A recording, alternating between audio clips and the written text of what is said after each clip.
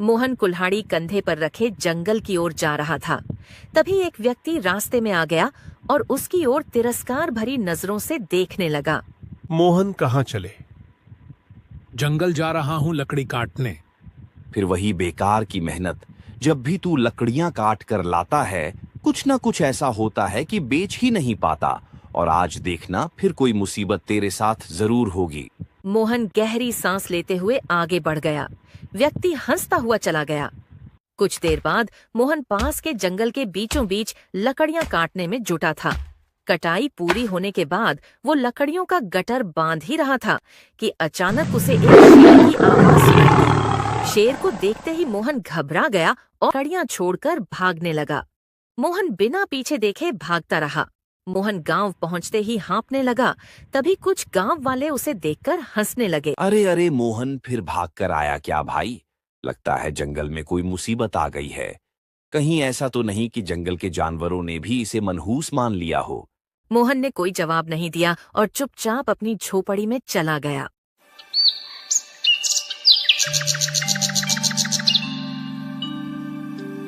आज तो बाल बाल बच गया, नहीं तो आज मेरा मरना तय था। वो घर पर बैठा ही था कि तभी गांव का सेठ रामलाल अंदर आ पहुंचा और मोहन को क्रोधित नजरों से देखता हुआ बोला, ए मोहन, कितनी बार तुमको याद दिलाऊं, तुम्हारा कर्ज चुकाने का समय अब आ गया है। सेठ जी, मैं जल्दी आपका कर्ज चुका दूंगा। वो क्या है कि आज मैंने जंगल में बहुत अच्छी लकड़ियां काटी थीं, मगर। अरे क्या मगर? तू हमेशा कोई ना कोई बहाना बना लेता है और फिर बोलता है ये था, वो था, ऐसा था, वैसा था। अरे हाँ, मेरी तकदीर ही खराब है सेठ जी, तो मैं क्या करूं? सीधी बात है। सुन, अगर कुछ दिन में कर्ज नहीं दिया तो तेरी झोपड़ी पर कब्जा कर लूंगा और तेरे सामान के साथ तुझे घर में से फेंक दूंगा। समझ में आई? इतना बोलकर सेठ गुस्से से बाहर चला गया और मोहन फिर उदास बैठकर सोचने लगा।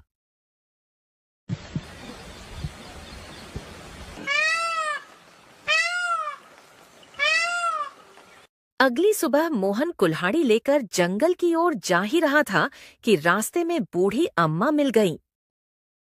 सुना है कल गांव के लोगों ने फिर से तेरा मजाक उड़ाया।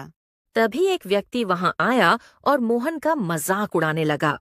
शर्म करो, किसी की मेहनत का मजाक उड़ाना आसान होता है, लेकिन तकदीर का फैसला इंसान नहीं करता। ये सुनकर वो व्यक्ति गुस्सा होता हुआ चला गया और मोहन चुपचाप जंगल की ओर बढ़ गया। मोहन ने मेहनत से लकड़ियां काटकर और गट्ठर बांधकर सिर पर रख लिया। आज तो किसी भी हालत में लकड़ियां बेचकर ही आऊंगा, चाहे जो हो जाए। जैसे ही वो जंगल से बाहर आया, अचानक एक भयंकर आंधी आई। तेज हवाओं से उसकी लकड़ियां चारों ओर बिखर गईं। मोहन बेबस होकर देखता रहा। अरे यह क्या रहा है मेरे साथ? मेरी मेहनत हमेशा बेकार चली जाती है, क्या करूं? निराश होकर मोहन गांव लौट आता है और गांव वाले फिर से उसका मजाक उड़ाने लगे। अरे देखो देखो, लगता है आज फिर लकड़ियां नहीं बेच पाया बेचारा। मुझे लगता है रब ने इसे सिर्फ मेहनत करने के लिए बनाया है, फल पाने के लिए नहीं। मोहन बेचारा चुपचाप घर चला गया। उसके घर खाने को कुछ भी नहीं था, वो भूखा ही सो जाता है। अगले दिन मोहन फिर से जंगल गया और लकड़ियां काट कर गांव की सीमा तक ले आया। मोहन फिर खुद से कहता है, आज कुछ भी हो जाए, आज तो मैं अपनी लकड़ियां बेचकर ही रहूंगा, चाहे जो हो जाए, और लकड़ी बेचकर सेठ के पैसे भी दे दूंगा। तभी अचानक बादल गरजे और तेज बारिश हो गई। एक व्यक्ति हंसते हुए बोला, जैसे ही तू लकड़ियां घर लाया, बारिश आ गई। लगता है तेरी बुरी किस्मत पूरे गांव पर भारी पड़ने वाली है। मोहन अपमान से भर उठा, लेकिन उसने कोई जवाब नहीं दिया। अगले दिन मोहन फिर जंगल जाने के लिए तैयार खड़ा था। तभी एक गांव वाला हंसते हुए उसके पास आ पहुंचा।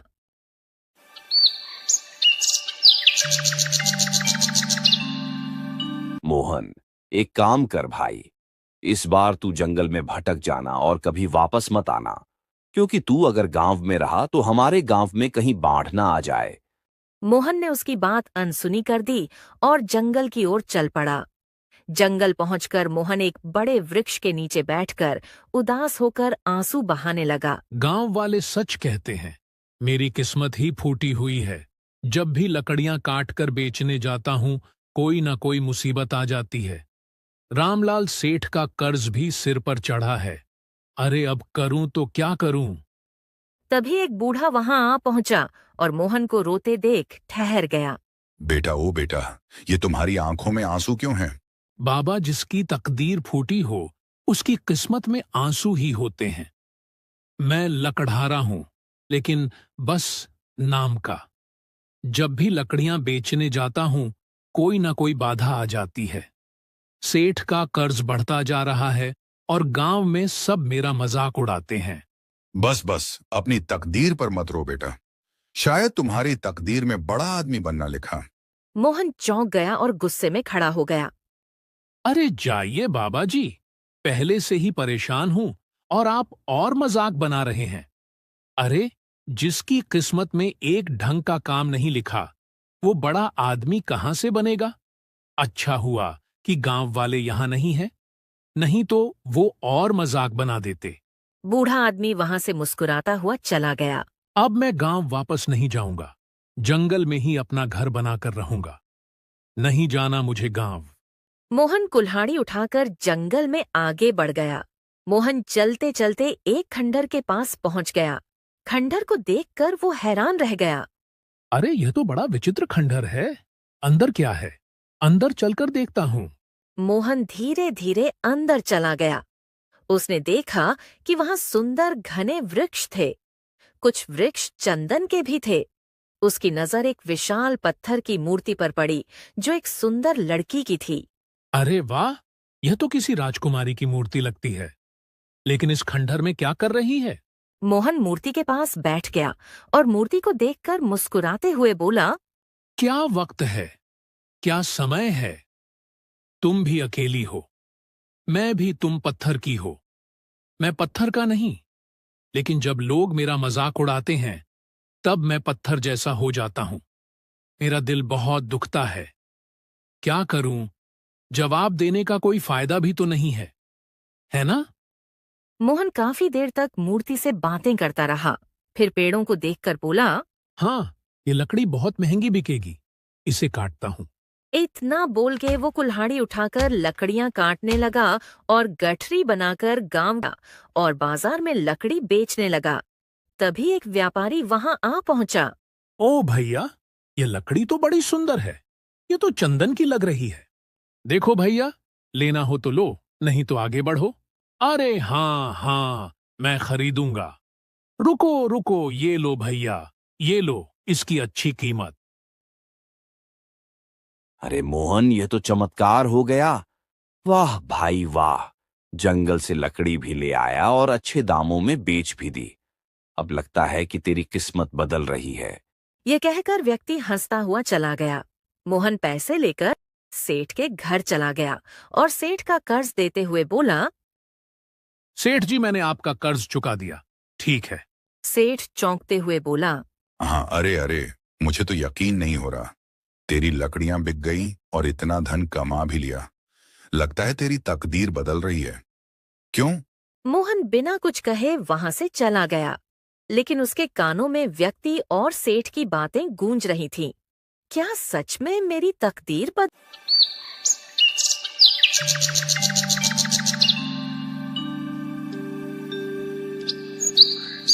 मोहन फिर से उसी एक सुनसान खंडहर में पहुंच गया। मोहन कुल्हाड़ी लेकर अंदर पहुंच गया। जैसे ही उसकी नजर सामने खड़े चंदन के पेड़ पर पड़ी। अरे, यह कैसे हो सकता है? मैंने तो कल ही इस पेड़ को काटा था, फिर से वही पेड़ खड़ा है। ओ रे बाबा, कुछ तो गड़बड़ है यहाँ। तभी मोहन की नजर पत्थर की मूर्ति पर चली गई। वो उसके पास चला गया और उसे ध्यान से देखने लगा। तुम्हें पता है, अरे, कल पहली बार ऐसा हुआ कि मैंने लकड़ियां काटी और बाजार में अच्छे दामों में बिक भी गई। शायद तुम मेरे लिए भाग्यशाली हो।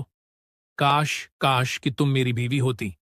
माफ करना, मुझे तो यह कहने का कोई अधिकार ही नहीं है, लेकिन हाँ, सच कहूं तो जब पहली बार तुम्हें देखा तभी मुझे तुमसे प्रेम हो गया था। अब क्या कर सकते हैं? कुछ देर बाद वो फिर से चंदन का पेड़ काटकर लकड़ियों को बाजार में बेचने चला गया। अब मुझे सच में लगता है मेरी किस्मत मेरा साथ दे रही है। मोहन अगले दिन फिर से खंडहर में आ पहुंचा। उसने देखा कि पेड़ फिर से उग चुका था। अरे बाबा, अरे फिर से वही पेड़। अरे बाप रे बाप, यह तो जरूर कोई जादू लग रहा है। मुझे लगता है यह हवेली जादुई हवेली है। इतना बोलकर वो मुस्कुराते हुए मूर्ति के पास उसके सामने बैठ गया। तुम बहुत ही रहस्यमय हो, लेकिन ना जाने क्यों तुम्हें देखकर मेरा मन हल्का हो जाता है। शायद इस खंडहर की वीरानी तुम्हारी वजह से कम हो गई है। बहुत दिन बीत जाते हैं। मोहन हर रोज खंडहर में जाकर मूर्ति से बातें करने लगा और चंदन की लकड़ियों को बाजार में बेचने लगा। उसकी किस्मत चमकने लगी। जो लोग मोहन का मजाक उड़ाते थे, अब वही मोहन का सम्मान करने लगे। एक दिन मोहन मूर्ति के पास बैठकर गहरी सांस लेते हुए उससे बोला, तुम मेरी साथी बन गई हो। तुम्हें देखे बिना मेरा दिन नहीं कटता है। काश तुम पत्थर की नहीं बल्कि जीवित होती। मोहन ने इतना कहा ही था कि तभी पत्थर की मूर्ति से एक सुरीली आवाज मोहन के कानों में टकराई।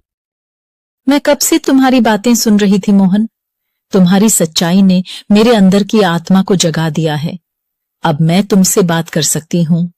पत्थर की मूर्ति को बात करते हुए देखकर मोहन घबराकर इधर-उधर देखने लगा। तुम चौंको मत मोहन, यह सच है। ऐसा लगता है जैसे मैं फिर से जीवित हूँ। तुम विश्वास नहीं करोगे, लेकिन जब तुम चले जाते हो तो मुझे बहुत बुरा लगता है।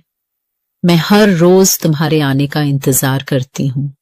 मेरा बिल्कुल भी मन नहीं लगता है।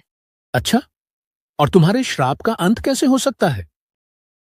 मेरा श्राप केवल वही व्यक्ति तोड़ सकता है जो पहाड़ों पर रहने वाली बकरी को वहां रहने वाले दानव से छुड़ा कर लाएगा।